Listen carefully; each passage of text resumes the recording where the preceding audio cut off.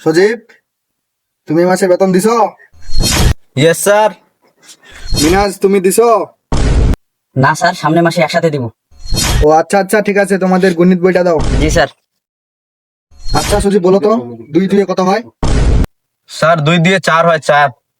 আচ্ছা মিনাজ, তুমি বলো তো 30 লক্ষ মাইনাস 20,000 প্লাস 10,000 ইন্টু 5,000 কত হবে?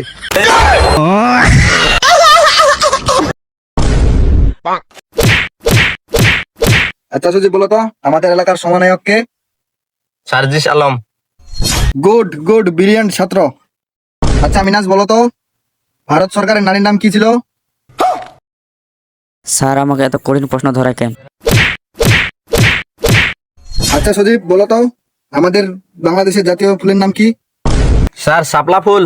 আচ্ছা মিনাজ, তুমি বলো তো লন্ডনের রাজধানী কোথায়? আচ্ছা, এটা কি বেতন না দেওয়ার কারণ?